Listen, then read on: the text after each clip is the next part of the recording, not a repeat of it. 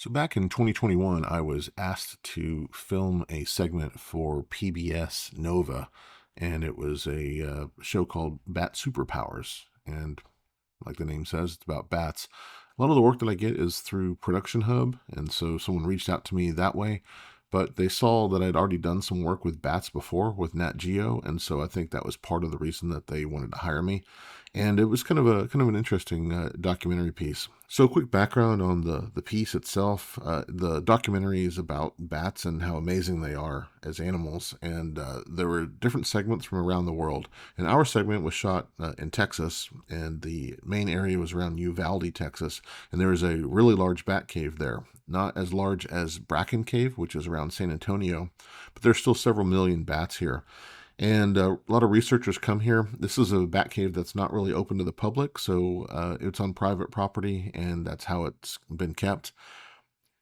The researchers for this segment were showing how fast bats can fly, and apparently they're literally the fastest flying animals, which I didn't know. These are Mexican free-tail bats. They're really small little guys. And so what they did for this segment was the scientist was going to show how fast they could fly by tracking them flying. Anyway, so we spent 2 days, and we went down, like I said, to Uvalde, and we spent 2 days filming. We filmed different parts of the segment, so when you see the final piece, which I'll be showing, you kind of get the sense, that it was all done in one day, which of course it wasn't done that way, but that's how, that's how we do all these things. As far as equipment, I used a Pocket 4K cinema camera, and I also used a Sony FS7 on occasion, but most of it was with the Pocket camera. And I've got some stills here. You can kind of see what it looked like, what the setup was. If you're curious, you can kind of see a big V-mount battery. The battery power on the Pocket cameras is awful. Just no way of saying it any other way. So I mounted a V-mount to the side that I could use kind of as a handle as well. And then had a little shotgun mic on the top, and then we used lavs to interview. We had two people that we had to interview, and a couple times we had to interview them, not really interview them, but have them talking at the same time. So used lavs on both of them, and then the shotgun as well. So basically just a real simple setup, nothing really elaborate. A small crew, it was me, we had a producer, and we were kind of on the tail end of COVID, so they were still kind of keeping things as small as possible. That's just the way it is. Anyway, and the producer also did a little bit of audio work. Most of the audio he did in the airplane, which I'll show you as well. So I think that's kind of broken everything down.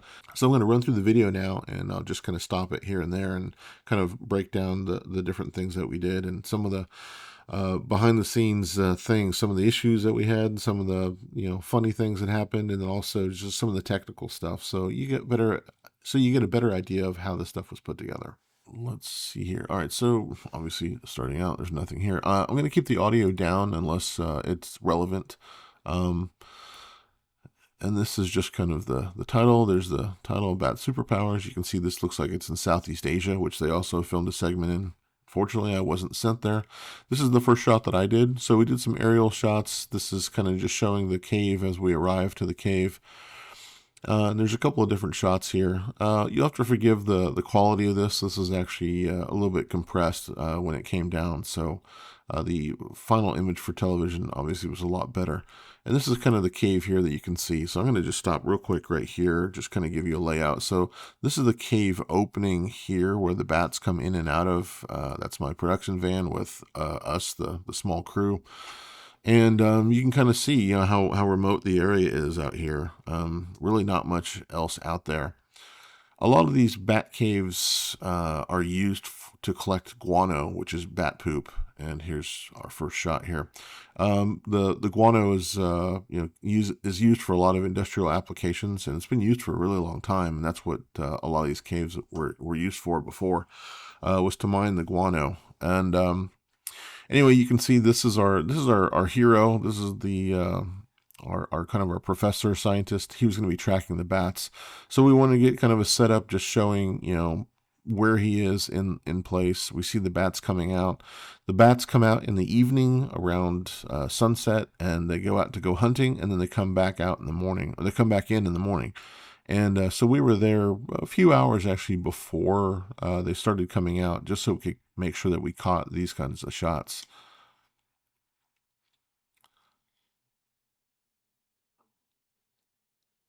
And then you see kind of what he's wearing too, which we'll play in just a second, because he's wearing a hazmat suit. He's got rubber boots on, and he's got a mask on as well.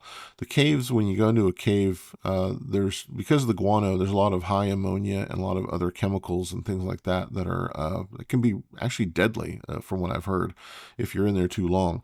So you can't stay in the cave for very long, and you can't go too far deep in the cave without having more, things like respirators and whatnot. So this is one of our first interviews that we did.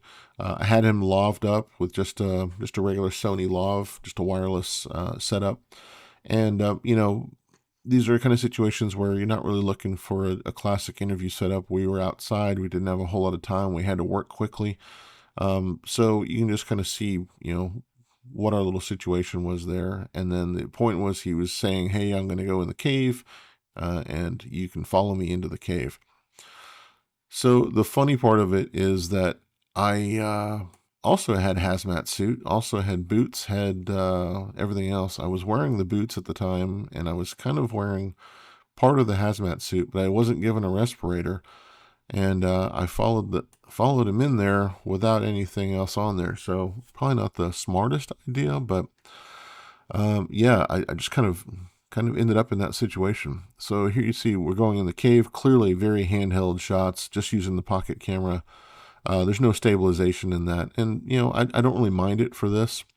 You can kind of see here in the background. So what this is over here is these are bags that have collected the guano, and here's some more plastic.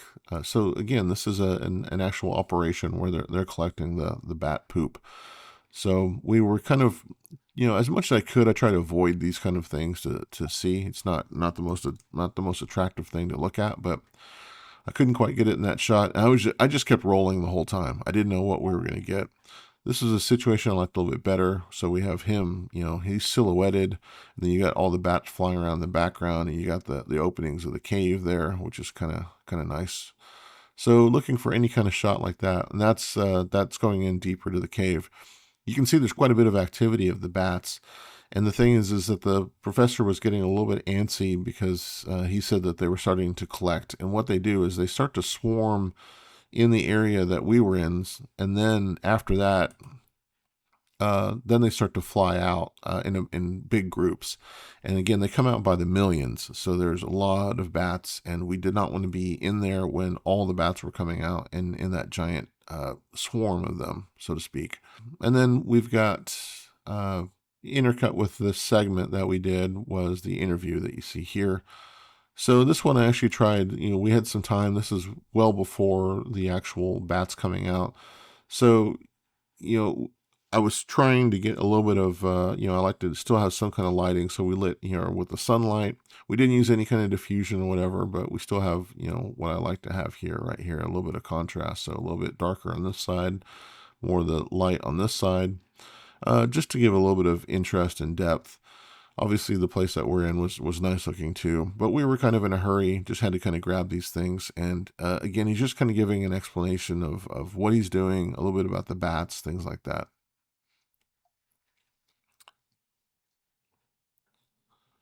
Now, these were shots that were done elsewhere. I didn't capture these shots of the bats. We didn't have any access to the bats in this kind of like this kind of environment, but you can clearly see what they look like up close.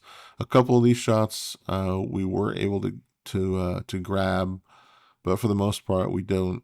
But for the most part we didn't have that kind of access. And then going into here, this was a shot we actually did get. You can just kind of see all the bats flying through. So we shot from over here into this area right here, so you could see those bats flying. And then this is one of my favorite shots here. I'll play it back again. So just kept it kind of low, shooting up, letting him look around a little bit, and so he's looking up at the opening of the cave. So kind of a dynamic shot. Might have been cool to shoot that in slow motion, but I really didn't have the chance. When you don't know what you have to shoot and when you have to shoot it, you just kind of go with it. So then here he is exiting the cave, and then this shot right here was kind of interesting as well. Now I will say for this shot, I set the camera down and I walked away from it. I didn't want to be too close to them. I will say though that I did get scratched by a bat as we were leaving the cave. The producer was really concerned that I got rabies, which I wasn't too worried about. Um, I kept on filming the rest of the evening, and then when we got back, I did have myself checked out, but everything was fine. So, but the thing is you have to kind of catch the actual animal with rabies. It's a difficult thing. Basically, if you look into rabies, it's a really scary thing to get, and if you get it, you're kind of in trouble. But that's kind of the risk that you take. I've since I've worked with the bats before, I realized that they're really good actually about flying around obstacles, which would be us. And this one just happened to just kind of brush me. It wasn't a big deal. Anyway, and this was our other, this is our zoologist. This is our other person. So the concept of the video here was that the professor's gonna hand him a transmitter, and then the zoologist takes that transmitter and he catches a bat. And there's the transmitter. Catches a bat, and then he basically glues it onto the back of a bat, and then the professor goes in an airplane and he's flying in the air and he's capturing the trajectory of that one bat. So that's the concept. Obviously it took a couple of days to actually film it this way. This whole conversation would not have happened because the airport was about an hour away from where all this was happening. So once we got these segments done, we went ahead and filmed the zoologist taping or gluing the transmitter to the bat. We got all the segments done, and then the other day we went out with the professor on the airplane.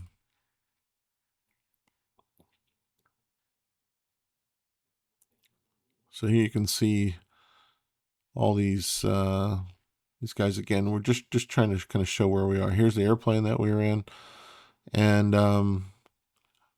got a few details on this. So this I was just shooting probably with my FS7, just having the professor getting ready just on the ground, a lot easier to work with. You can see it's a small plane. There really wasn't going to be room for me to be in there, and I'm not a big fan of these tiny little planes anyway. It was a really old aircraft and kind of run down looking in my opinion, and I just didn't have a whole lot of faith in it. And I don't know the pilot, I don't know any of that kind of stuff, and I'm sure it totally would have been fine. But again, the other thing is that because the aircraft is so small, as you can see here, and as you can see there's a GoPro that we used here, the airplane is so small, if I were to sit in the back, I wouldn't be able to hide and get out of any of the shots, because we put a GoPro in the front window, we put this one on the side, and that's kind of what we worked with. Where am I gonna go that I can hide? And I can't get any shots anyway, even handheld. I mean, I might be able to get a 2-shot from behind, but that's not that great. It doesn't really help tell the story as much as seeing their faces. Now you see also in his lap, he's got this piece of equipment. That's the equipment that he used to track the bat with a transmitter receiver kind of system. So we just stuck the GoPro on the side, and you'll see it in a second. You'll actually see the setup of what it looked like. And then again, just some shots like this. This is just a long shot on the FS7. Then we used, cutaways. These are drone shots that I did, just kind of show them flying in the air. And then here we have our zoologist, and he's about to catch a bat. And cutting to this shot, there he is talking to him. And I'll play some of the audio in just a second of inside the airplane. So we did have an audio device that was patched into the audio system of the aircraft, and that's what we used, which sounded actually pretty decent. So they're getting their communication, and then there he goes. He catches a bat. Took a few tries, not super hard. These bats are tiny, tiny little creatures. And yep, again, more shots of the airplane flying away. And then here you can see the GoPro. So this is actually, the camera's called a Yi camera, Y-I, I don't know how to pronounce that. It's like a GoPro 4K camera. You can see here there's a battery pack that I have. I have it taped to the window. That way I know that I've got enough battery life for the flight, because you know how bad these cameras are. These little action cameras are terrible for battery and for long shots. And then this is the suction cup mount that we used. I really like it a lot. It's got a lot of ability to, adjust angles and things like that. So this is our side shot, and then clearly there's a GoPro that's shining. Clearly, there's a GoPro that's pointing this way at our professor. So a nice little shot there. And then let's see if we can get some of the audio here. So let me go back just a hair, and we'll go here.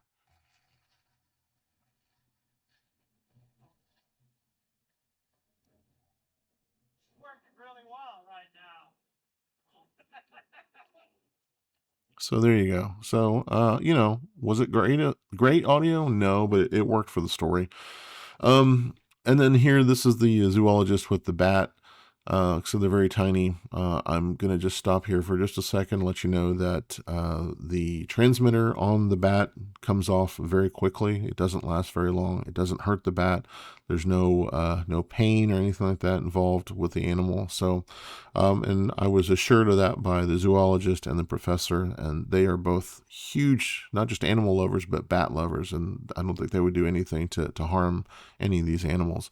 So the transmitter will just eventually just falls off after like a day or two, and that's all it is. And it's a very lightweight thing, and it doesn't, like I said, it doesn't harm the bat or slow them down from doing their flight. So you can see how small they are. They're tiny little guys. And then he just kind of stuck that on there. Now he's they did use some subtitles just to make sure the audience could hear it. And then he lets go of the bat. Nice shot actually with some sunset back in there. And then we did a drone shot just to kind of show the continuation of somewhere that bat is flying away and off to go hunting.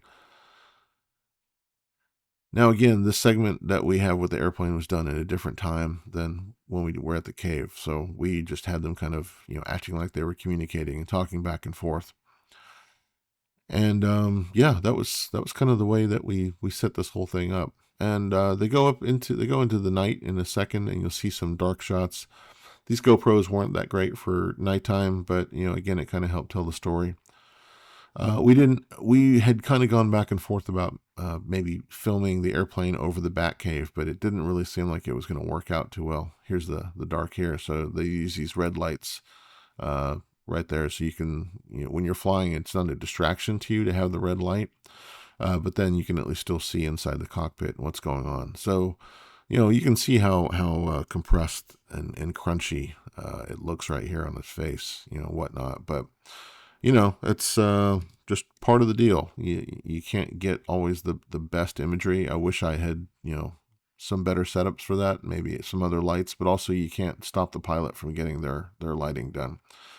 Then here I am on the ground with the FS7, just shooting the airplane coming back in, clearly handheld there. And then once they got done, they want to do a quick little interview of the professor. So here we did this quick interview. You can see it was kind of windy out there. So I'm going to stop him with his eyes open. All right, so there we are. And then what I did do is I did throw a light in the back here, like a little Cineo matchbox, and left the door open so we'd have some light coming across and hitting right there. And then I've got a key light here, which might have been another Cineo, like a Maverick or something like that, on a battery, and then just shined it right there. And otherwise, you can see it. It's pitch black out there. It was pretty late at night by the time we got done with this segment. Yeah, so we just got this little interview done, just mic'd him up, real simple, nothing elaborate. And again, it's fine. We're not looking for beautiful interviews necessarily. We're just here to kind of tell a story. And this kind of more verite style where you're doing interviews on the spot as the action is happening. Just a quick recap, like when you're watching a sporting event and after the game, they run up to the players or the coaches and, ask them how the game went. That's kind of the same idea. And that is kind of the end of it right there, I think. So that was the project that I worked on. It was a really enjoyable project. I really like doing these kind of documentary types of projects. There's a lot of things that you do have to deal with. It's typically a small crew. We're in very remote areas. You got to make sure you have everything that you need because you can't just go back and grab something. So I usually have backup equipment when I'm there. I had my production van, and in my van, I've got all the lighting I need. I've got the camera equipment I need. I've got lenses. I've got extra batteries. I even had power off of the van. So any of that kind of stuff that I thought I might need, I have it on site. Again, the location was really remote. It was the main town that we were in was Uvalde, but Uvalde from the Batcave was about 45 minutes away. So it's really in the middle of nowhere. And yeah, so anyway, again, just a continuation of projects that I've worked on that I'm trying to share with you guys. Let me know if there's any questions that you have about this project or other ones, or how I do something.